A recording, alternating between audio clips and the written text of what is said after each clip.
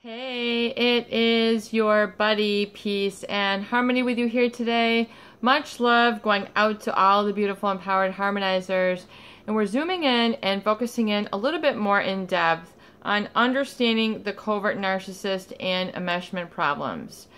And I apologize, the video got cut off earlier, so we're just going to continue kind of pick up where we left off. But when we talk about a covert narcissist, as someone who is sort of lacking in empathy, they're lacking in the comprehension or awareness that they're blind to or insensitive to or callous to, just out of touch with the needs of others. They can't see it, they don't feel it, they don't really care. It's just really, life is, to them, it's just all about yourself, all about how you can, get your needs met. But really, to not only to the point of like living life harmoniously, but it's understanding that there's a pathological sense of self-importance where this individual is exclusive unto taking care of their own needs and just oftentimes will exploit others to achieve their ends. In other words, they don't mind and oftentimes pursue relationships with others that can only prop them up. In other words, you talk to them, it's always about them. It's about their clothes, their house, their car, their kids, they're this, look at me this. I mean, it's all about them. I mean, it's like you feel like you stepped into a tornado. You're just all of a sudden walking along and then you just feel like you get swept up into their energy. And oftentimes a lot of people who are empathetic want to be supportive. And so you get kind of sucked into the whirlwind of a narcissist because it's really sort of like a one-directional relationship where they take, and it's just, you kind of are caught up in their cyclone, if you will. And the calm at the eye of their storm is their own insecurity. So they overdo it. They tend to inflate their self-importance or their status, or oftentimes they'll inflate their accomplishments in order to sort of prop up their ego. So when we talk about a covert narcissist and enmeshment, we're talking really about getting stuck with an ego state where it's really all about trying to impress or prove or things of that nature. And a covert narcissist, really, you feel that there's no really sort of interest in you, that they kind of need you for a specific purpose. And it's not just a natural need. In other words, you need to talk to people, slap them on the back, give them a hug, high five, give me one of these, pound it right here. That's needing others, that's connection. That's having fun. You don't need to minimize another in order to have that relationship. So I think it's oftentimes good to see kind of like healthy versus unhealthy, unhealthy versus healthy relationships, and how they kind of weigh out and how they feel. And then so that you can kind of see where one fell short for you. And yes, it has to be all about you. There are healthy narcissistic needs. We did have a viewer who had a question and said, do we all have narcissistic needs? Amen. Yes, sister, that is what it's all about. You do have healthy narcissistic needs. In other words, to connect. That makes sense. I get you. Give me a hug. I want to hug you. I love you. I want to kiss you. I want to give you a high five. Check this out. That's healthy narcissistic needs. But, positive mirroring, positive validation. It's enjoying and then embracing, what's going on with you, and then simultaneously you can embrace what's going on with them, and there's a sort of hitting it off. That is internal, that's chemistry. But you have to have the internal chemistry, the positive internal chemistry within yourself, to be able to have those healthy relationships and let go of the unhealthy relationships, because it's the unhealthy internal chemistry that is connected to that foundation of all those negative orderly direction thoughts, behaviors, feelings, and relationships. I call them NOD thinking, NOD B states, negative orderly direction. In other words, they're sending you on the right path. It's the, I shouldn't have done that.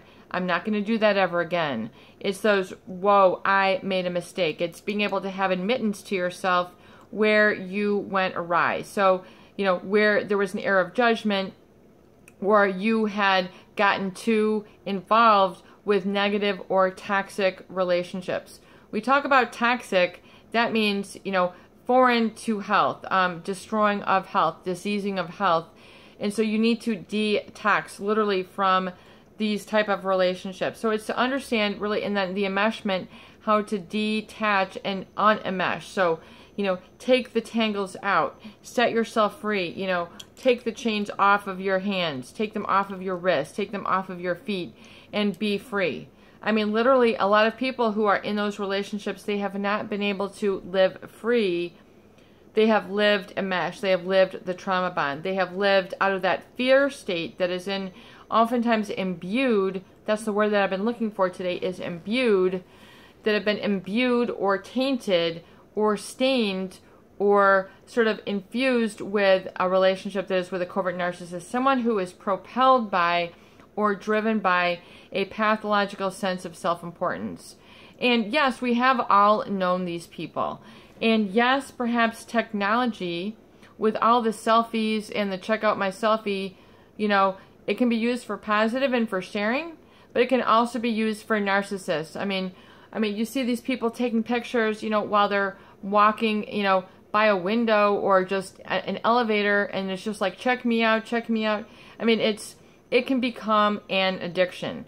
So people can be addicted to sort of surrounding themselves with supply or exploiting the time, attention, and energy of others so that they are always sort of taking care of their needs. And so if you have found yourself oftentimes in the thick of one of these relationships, it is pretty thick, it's pretty heavy, it's pretty dense, it's pretty confusing, and it's pretty bewildering because you don't know oftentimes your way out of the forest, or you're not feeling comfortable with the abundance of life.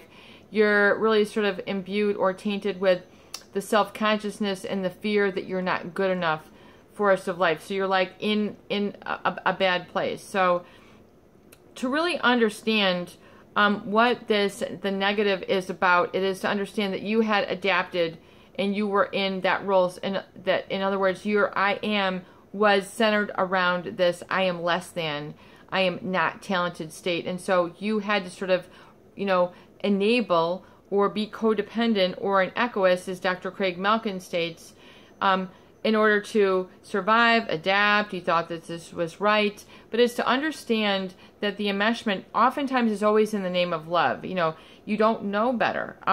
You know, you were at an immature or unknowing state in your life, but now, so growing is sort of growing out of that, seeing and getting clarity and perspective. You're no longer sort of in the fog, the fear, obligation, and guilt. You're no longer in the fog. In other words, fog, you cannot see clearly. You're kind of disoriented. You're kind of woozy. It's all kind of gray. Things don't look very promising, you know, but you are still in a survive state. Oftentimes a chronic state of low-grade fear all the time, anxiety, self-consciousness. You know, what am I going to step on now? You know, they're always playing on your fear. So really this can be taken from, you know, the relationship at large to really society or community, or, you know, what is going on right now in the information stage of life. You know, you have to be careful. You have to become more sensitive to your needs. And that's sort of what detaching from the covert narcissist is about. Letting go of the fear, the obligation, and the guilt. I have let go of the fear, obligation, and guilt. And I feel clear now. I feel clear now. So it is to get clarity in your feelings, which oftentimes a lot of people have not experienced, to detach, detangle, and become into your own awareness where you can start to attract the better relationships. That it's going to be different. You're not going to be the same. You're not going to feel the same. You might not even look the same, because after resensitizing yourself and getting into positive early direction thinking, which is organized, your I am is organized around the positive, and I am empowered, I am power, I am creative, I am inspiration, I am love, I am beauty, I am, and then having that declarative tone, and then energizing that, and then resensitizing yourself and redefining yourself around the positive, you literally affect the DNA in your body and your identity and who you feel, how you carry yourself, and how you feel about yourself in that solar plexus level becomes a certaintude. It becomes a certainty. In other words, there is no more uncertainty. There is no more guilt. Guilt don't live here. It does not, take up rent. It does not take up space. I call that your own internal real estate. You're now no longer vandalized by the negativity. And, when, if you encounter it, you just are able to cast it aside. You're able to sweep it out, like you're sweeping the floor clean. You're sweeping the patio, the porch. It is no longer there in your eye's view, your foot's view. You can feel and enjoy without that negativity. So to become unenmeshed and become really sort of on a new foundation, it begins with what I call the astralmations. Astralmations. It's a declaration of the I am, and I am energized. I am passionate. I feel love. I feel peace. So you might need to really kind of begin to get into, these are very basics, but if you've been tainted or been toxified at that foundational level, at the I am, that's where we need to work. And we need to get rid of that and get rid of the self-consciousness on any of that level. It needs to be out of your house of, pleasure. You're out of your house, out of your feel state, out of all of your senses. So you need to let it go entirely and not feel bad, guilty. It's releasing it in love. It is releasing it in forgiveness and releasing it in divinity and throwing it upon the Christ, which is responsible for all of life. For you to be responsible, you're taking on too much burden for it to say, I'm going to maintain the trauma bond. You're trying to live the life of another. You're trying to live the needs of another's life, which you physically, impossibly cannot do. So it's to recognize that and say, whoa, I was too enmeshed. I was codependent. And I forgive myself. I am sorry. I had a momentary lapse of judgment. I had a momentary lapse of ignorance, and I know now. I know better now. And so that's why it is so important in the recovery journal to enter into your section daily. Fill it up 5 pages if you have to. Put your hand down and just start writing my lessons learned. Lessons learned. I am lovable. I deserve the best. I am the best. I am love. I am success. I am pleasure. I am energized. And as you make these statements and repeat them, you're commanding them, you're declaring them, and they're reverberating physically, harmonically within your body. So you need to begin with that and then self-define. Self-define. This is so important. I now self-define. Because that is where it is at. Promise me in this. Every leader is self-defined. Every great athlete is self-defined. I am an athlete. I am a C-level executive. I am an artist. I am a carpenter. And your talent, which you can only come into your talent once you're in the I am positive state. I am love. I am passion. I am health. I am vigor. I am vibrancy. These I am. And so you repeat these, and we can do a lot more, but I want to go into this very quickly because you can only get into your talent, which is your purpose, your strength, being defined by this and living by this, being by this consistently, constantly, is to know and to get into your talent. Talent is a natural aptitude or skill. A natural aptitude or skill. And so we are living by your strength, not by any sort of weakness or negativity. And talent comes from the Greek talentum and the Latin talentum, talentia, which in Old English, talente was a unit of weight. And from the Latin talenta, plural of talentum, weight. Sum of money from the Greek talenton, a figurative use with biblical allusion to the parable of the talents, Matthew 25:14 through 30. So it is a weight or a sum of money. So it's your internal self-valuation, how you value yourself. And how you value yourself, it all begins with there in terms of what you attract or what you bring in terms of your wealth, your money, your possessions, your relationships, how you see yourself, and who you become from here on out is really truly defined by your I am and how you relate to and have internal dialogue that values that be state. And oftentimes that is compromised or not permitted or not supported or enhanced or grown or nurtured in a narcissist relationship or a pathological relationship where abuse has taken place. Child abuse, emotional abuse, sexual abuse, raised by parents who were abusive, alcoholics, drug addicts, sexual abusers, mental illness. These can all, cause neglect and abuse. So it is to say that that relationship with those individuals causes a trauma bond where you need to identify with the abuser in order to survive. So you had no other choice. That was a God-given relationship. It's nothing you did wrong. It doesn't make you crazy. It doesn't make you weak. It doesn't make you meek. It's not going to say that it's going to ruin your life. It was. This happened.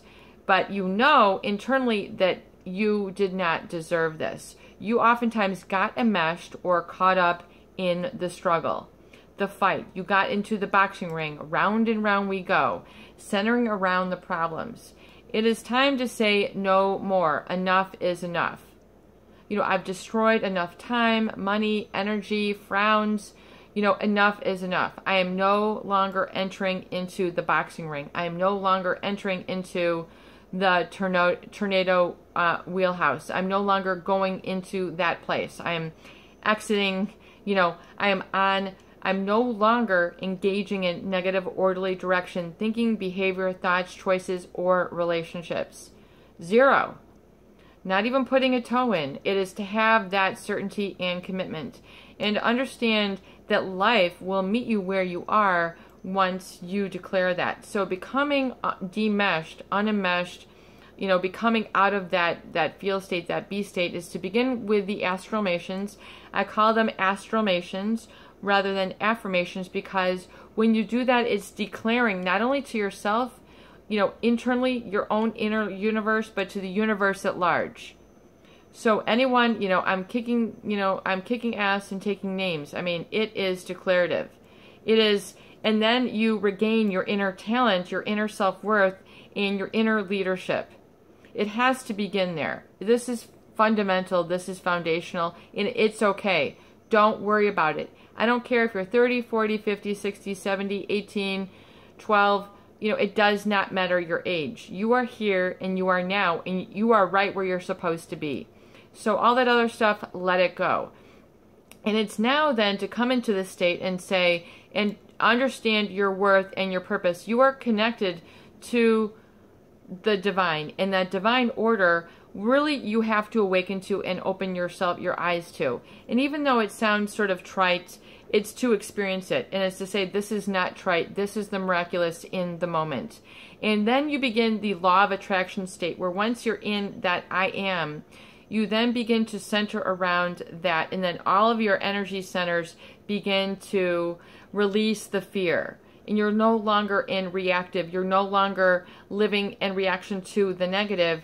You're free of that. You've eliminated that from your house of cards. You've eliminated that from your body. You're no longer defined or in a reactive. You're in a proactive state. And the I am then begins to understand all that you have at your disposal now. So it's to become into the receptive state and to be able to now receive something different. So the energy is going to feel different. The way you feel is going to become different. How you look at life and yourself is going to become different. Who you relate to is going to become different. Who you become is going to become different. It is a change. It's an internal shift, change completely from within. And so now with that, it is to see that you're no longer the mind-body connection to that experience. It's completely out of your system. And so then it's to resensitize yourself and lose your self-consciousness from all that has been created there. And so to lose self-consciousness, you need to let it go. You need to move in grace. And moving in grace means really, living in your talent, that internal self-valuation state where you say, I am a person of worth. I am of worth. Just by virtue of my B state, I'm now in touch with my natural talent or aptitude. And it's to say that you don't need to, conform to the needs or judgments of others. It's to embrace this within and to learn on self-discovery. That is your best bet. And so self-discovery really begins then the art of rehumanizing and resensitizing yourself and sort of reinventing yourself along self-reliance. And so resensitizing yourself becomes all that. It becomes, especially once you liberate the fear state, you really become into a vision state. Your eyesight, what you surround yourself with, needs to engage in a higher level. In other words, success leaves clues. So it's now to begin the positive orderly direction thinking and look upon the successful. Napoleon Hill, the mastermind, the definiteness of purpose. What are the qualities and experiences of all those talented individuals who have become successful in their field, whether it's the Andrew Carnegie, the Henry Ford, the Rockefellers, I'm getting a tongue twister there, the Rockefellers, whoever it is, the Teslas, their talent, they've understood, they're embracing something within themselves. And you too also must engage in this self-discovery and obtain your definiteness of purpose. I would highly recommend that book from the 1930s, Napoleon Hill, Think and Grow Rich, because there's some tenets in there which are very applicable to you. And this does take time. In other words, you might be fascinated with this. You can even get an audio book if you don't want to read. But I would definitely recommend getting a physical book and highlighter and reading it and understanding what this means. Because these are the tenets, these are the concepts that are going to free you up to live in your talent. And so the art of self-discovery becomes acknowledging and validating of such. In other words, it's to embrace your vision, your dream. In other words, what you've always wanted to become or what you admire. This is unique for you. Oftentimes, this was not experienced in its fullness in your whole state, and it's to acknowledge that you are wholeness. In other words, you have everything that is required to get that and to draw that into your life. If you don't believe that, then you're never going to have it. It is to believe in that. And I want to give you that to believe in, because you will then fuse your life with that dream, and then you will be like living the dream. Like literally, once you allow yourself to go there, life, opportunities, thoughts, decisions, and choices will begin to uplift you and to bring those into being. And you will then become changing of your life energy. And so the resensitization is on all senses. The touch, the taste, especially the vision, surrounding yourself with images, consciously surrounding yourself with images that which uplift. And so if you were to write down right now, and we're going to have to do another video because we're already almost out of time, but if you were to surround yourself with images and visions of success, what that means for me is, and write that down 1 through 20. Images of success to me are, and list 1 through 20. And you can list them in words, but furthermore, I want you to get a magazine or an image online and know what this means for you. And I want you to have this in your living space. I want you to surround yourself with images of success to you. And even if you're not there now, you will be there. This is the art of attraction, and this is understanding the positive resensitization of yourself. And we're going to wrap up here now, but we're going to go in a second video in terms of how to really unenmesh, resensitize, and empower yourself. This is your buddy, Peace and Harmony, with you here today. Hope that these videos do help. Please share and please subscribe for more great tools, videos, discussion, and support.